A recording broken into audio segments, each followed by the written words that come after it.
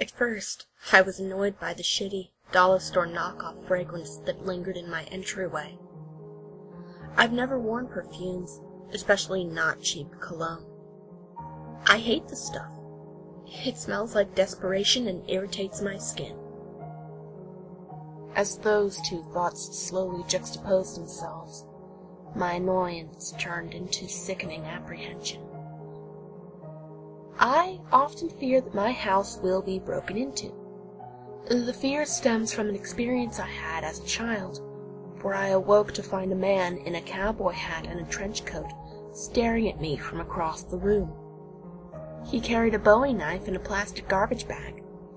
My parents wrote it off as a night terror, but it continued to haunt me well into my adult life.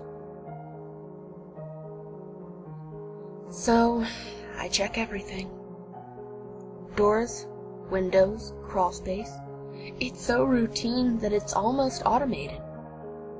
I even do it in a particular order to make sure I don't miss anything.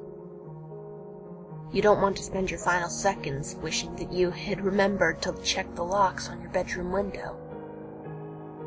I locked the front door behind me and quickly made the rounds. Doors, windows, crawl space.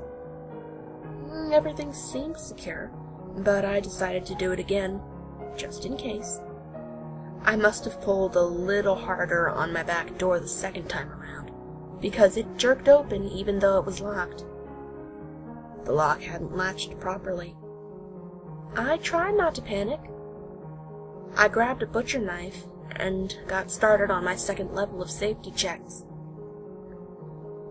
Closets, showers, pantry, intake vent, cupboards, crawl space, behind the curtains, under the bed. Nothing. However, my portable CD player was missing and my computer was on. I was embarrassed to report such a small theft, but I reasoned that if the police poked around and didn't find anything, I could feel safe and actually get some sleep. The responding officer did a thorough job of reassuring me, but I still pushed my dresser in front of my bedroom door before going to sleep. Just in case. Unsurprisingly, sleeping was difficult. That awful cologne seemed almost stronger than it had when I first walked into the house, and its cloying sweetness was starting to give me a headache. I'd probably have to air out the whole place in the morning. I finally fell asleep around 2 a.m., with my face nestled into the neck of my shirt.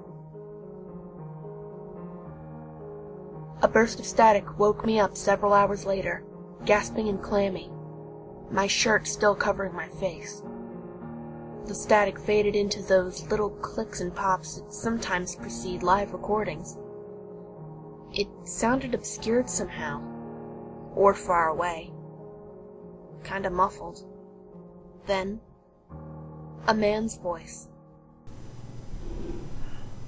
I've never done one like this. They're usually much more obvious. They know what's going to happen as soon as they walk in the door. But I am excited for this one. Consciousness came on slowly. I opened my eyes and looked around the room. A little orange light blinked near the corner of my ceiling. I've been watching you for months. You're always so good, so careful. It was my CD player.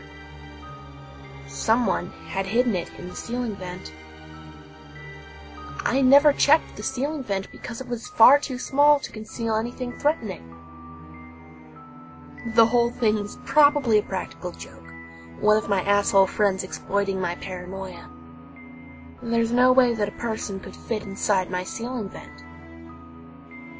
They had broken in, recorded a creepy CD on my computer, and then set the alarm on my CD player to go off in the middle of the night. I didn't know whether to feel angry or relieved.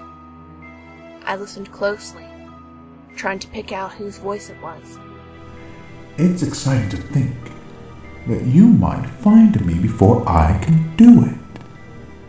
I didn't recognize the speaker. But you probably won't. I spent all day making sure I closed it up properly after I got inside. The last shred of my relief drained away as the bed slowly shifted underneath me.